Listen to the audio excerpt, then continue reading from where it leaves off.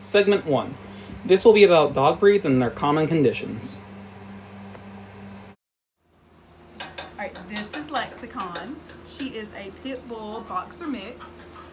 She came from the Stanley County Animal Shelter, and because she's a pit bull and a boxer, she's a very energetic dog. Pit bulls were originally bred to bait bulls in the ring in England and in Europe, which means that they have a really great jaw strength, whereas boxers were bred to do exactly what it sounds like, to beat down prey with their front legs. And so she's a little bit of both.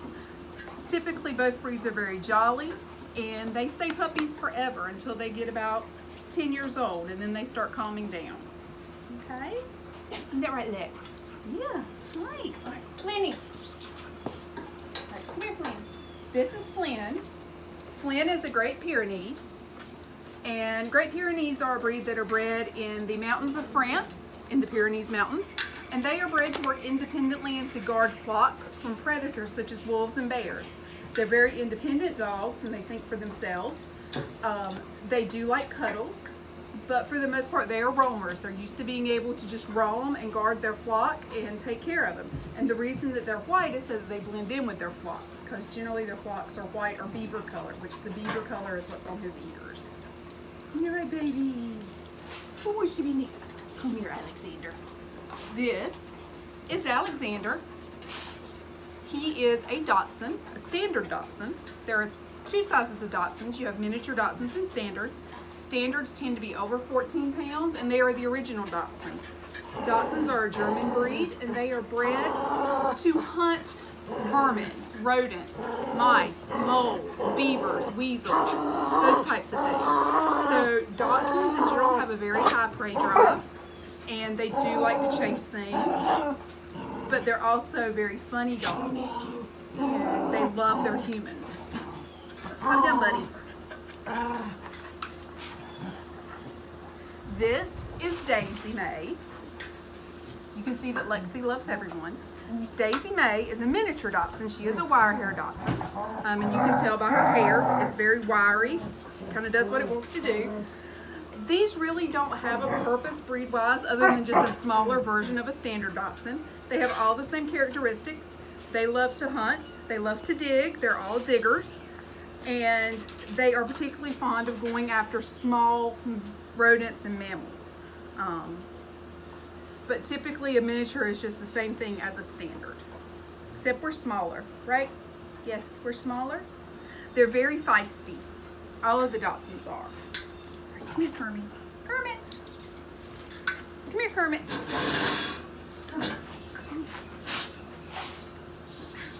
This is Kermit. Kermit is also a standard Dachshund. Stop. And she's like her brother. Her and Alex are litter mates. She is a smooth coat, and again, she is bred to hunt vermin. She's bred to hunt mice and to dig and to be crazy. Yes, to be crazy, right? Yes. Dachshunds in general are a very independent and feisty breed. They like to do their own thing and can be hard to train. And then we have Maslow. Come here, Mazzy. Hey, Maz. Hey, Mazzy, come here. Hey, buddy. This is Maslow. He is a German Shepherd. He is also a German breed, and Shepherds are bred to be shepherds. They're bred to guard and to watch over their sheep flocks, and they're also bred to herd, so they can direct them, be trained to direct them. Most people know German Shepherds as guard dogs. They were not originally bred as guard dogs. They were originally bred as shepherds to control the flock. And then we have Pippa. Come here, Pee-Pee. Pippa is our Chihuahua Pomeranian mix. Say, Chihuahuas were bred to be lap dogs, and so were Pomeranians. They have no known purpose other than to be cute and to be cuddly. Chihuahuas and Pomeranians both are known to have serious attitude issues, and she is definitely one of them. She's not always in the best of moods, and she's definitely the boss. They like to be in charge, which is pretty typical. She is little dog with big dog attitude, right? All and that's all of the puppers. So what are some common health issues you can see with each breed? With Dachshunds, both miniature and standard, you have to be careful to watch their weight and to make sure that they don't have any issues. They can get something called IBDD, which means that their discs start bulging and they won't be able to walk. In larger breeds like Flynn and Lexi and even in Maslow, there are several things you have to watch out for.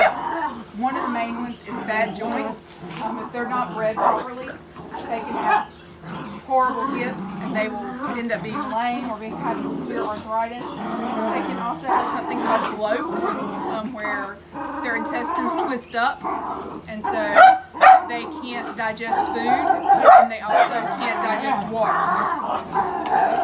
The other thing you have to watch out for with all of them, is something called patellar luxation. Stop. So patellar luxation is if this is their knee, which that's essentially what it is, okay? Their knee pops in and out of joint. And it does it by itself. They don't have to injure themselves, and typically it will pop back in. But if they get overweight, they put too much stress on their knees, and the knees won't pop back in. So, all small dogs are prone to dental issues. They have bad teeth, bad mouths. Big dogs are typically prone to allergies, and if they're floppy-eared, like Flynn here, they also tend to have a lot of ear infections. All right. Segment 2. This will be about reptiles and their care. This is Lotan. He's a golden tegu, and he's very, very, very unhappy right now. But so their species is native to the Colombian territories. This is why they're known as the Colombian golden tegu. But they also have another mutation where they can be black and white. They're more common there. But so thing is, they like temperatures of about 110 degrees or hotter to bask in. They tend to like more moist substances because drier ones get in their eyes and mess up their vision. They are a partially warm-blooded species of reptile, which is very rare within the world, but they exist. It helps them survive throughout the winter in Colombia since it's not as hot there during winter, of course. They like high humidities, about 60% humidity. They require very, very, very large cages, like 6x4s, sometimes larger depending on how large your tegu grows. Golden tegus are a smaller species, so they only get about 3-4 feet in length about total. Females tend to be smaller than males. They have a bite strength of about 1,000 joules. For those of you who don't know, that's only like 3 times weaker than a crocodile, so it hurts like a lot. They have specialized teeth based because of where they live, and they have specialized eyes too. Their eyes are larger because they hunt at night. They eat insects, rodents, birds, anything they can catch and rip to shreds, which is what their teeth are built for. They're built to break bone and rip apart flesh. They tend to swallow things whole, so they have a specialized tongue to breathe air while swallowing things whole. Unlike the Argentine tegu, which has a tendency to rip things apart due to its larger size. They're very, very aggressive and defensive of their territory. I can't really look at the camera because I have to read him. He's very stressed right now, but that's pretty common for their species. They tend to be more arboreal, meaning they hide up in the trees more often than they would on the ground, and they jump down from the trees onto their prey. As younger reptiles, when they get larger, they're perfectly fine with walking on the floor of the jungle, which is where they're native to. That's pretty much all there is about them. Yeah. Chubs are bearded dragon. They're native to Australia. They live only about 10-15 years, which is pretty normal for a lizard of this size. He's very chunky, which is why he's named Chubs. He eats mostly greens at his age. When they're younger, they eat a lot of insects instead of greens because they're easier to catch and find. He eats kale, lettuce, celery, anything we give him really. They're really good starter pets, but the key factor is not to keep too many in one cage because they're territorial animals. So don't keep 2 males together. A male and female is okay. They bask in about 105, 110 degrees during day. During night, a little cooler than that. They like a nice temperature of around 190 then. they're more active during day. They're diurnal. They're good starter pets because they're easy to care for, very hardy. They get large, fairly friendly, as you can see. They are tamed pretty easily just by regular holding and touching. Other than that, that's about all there is on this reptile. These are eastern box turtles native to North Carolina. They live 25, 35 years, so you've probably seen a couple of them. They can be identified based off of their hook jaw, their lower jaw or their upper jaw. Depends on the turtle, but they tend to have smaller heads than most turtles, and they have a collapsible shell, unlike most turtles. They're semi-aquatic turtles who bask in 85, 90 degree temperatures. Their normal temperature around them should be 70, 80 degrees, and their nighttime temperature should be between 60 and 75. If temperature ever drops below 50, they typically go into their hibernate mode, so they'll bury themselves and never come out, depending on how well they're cared for, so they might never arise, or they might come back up one day. And due to these factors, they're fairly high maintenance animals, especially because they get stressed out very easily. They can be tame and they can be taught to bond with their owner, which it takes time, but it depends on the environment they're kept in, and that environment would be usually outdoors in a pen where it should be cleaned weekly and they should be fed every day, if not every other day.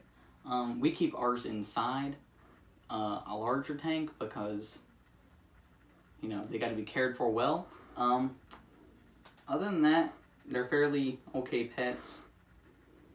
Yeah, this one's Mr. Turtle and this one's Turtle. This is Jeremy, the yellow belly slider, very common in North Carolina. They have, well, distinct razor sharp long claws and a yellow body. They have a basking temperature of about 100 degrees, 90 degrees. During day, during night, it's much lower. It's more about 80, 90. The normal temperature of 75, 80 degrees, like most reptiles. They're almost fully aquatic. Turtles, they only come out to bask or lay eggs. They can bite, as you can see. They are a native species in North Carolina, unlike the red belly slider, who is invasive. They feed off of fish, anything really that they can catch and eat. They're mostly scavengers though, just eating what's left over. And they are not the best pet due to their skin issues, which is what he has, a bacterial infection, which is fairly common with these turtles. But they also have a thing called shell rot, which he doesn't have, but it's very bad for them. They should be fed every other day. Goldfish is a bad choice due to the thimacidine in them. It lowers their lifespan, which is 30 to 40 years. But other than that, they're fairly okay pets if they're cared for properly. Segment 3. This will be about special treatments and common conditions.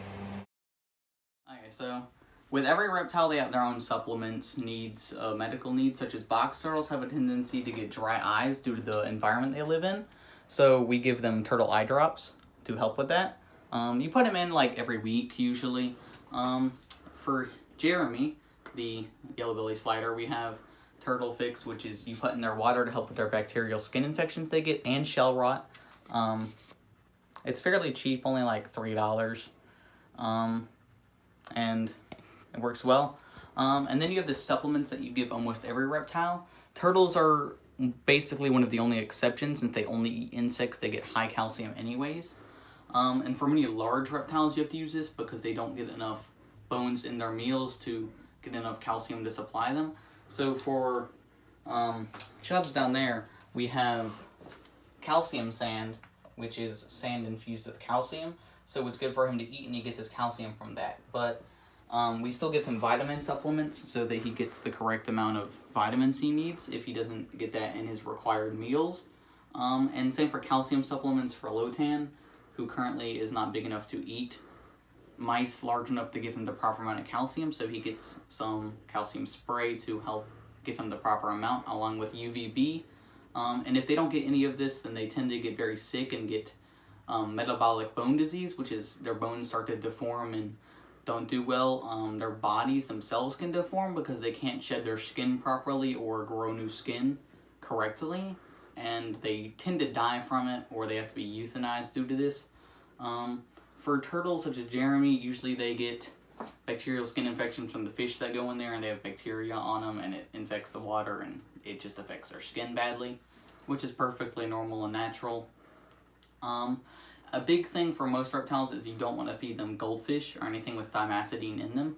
It lowers their lifespan and is just bad for their body in general, so you tend to want to feed them things without that. And you want to feed them their proper food items for their age, or else it can cause major health issues, such as him. He has a dent on his shell there from when his previous owners didn't care for him well, and this scale didn't grow well when he was growing up. But yeah, that's pretty much all there is to most reptiles. I mean, you just need to know their diseases and how they're caused, such as some reptiles have blood issues or skin issues based off of the light they're getting and what they're being fed. So if he isn't fed the proper amount of mice or other live creatures or dead creatures, depending on how you want to feed your reptiles, it can cause bad things. I prefer to feed frozen because live tends to lead to parasites getting in them and it hurting them, or mice can bite the animal and kill it. So that's a big issue for snakes and him. Another thing would be how you don't want to leave a reptile alone with their food, or especially live crickets, because if there's more of them than the reptile itself, they actually have a tendency to eat the lizard instead of the lizard eating them, which is what happened to one of our previous bearded dragons, where he was left unattended in a room with the crickets and he was eaten alive due to them being large and him being small and them being more of him. There's a lot of examples out there in the reptile world, but that's basically all you need to know for reptile care and health.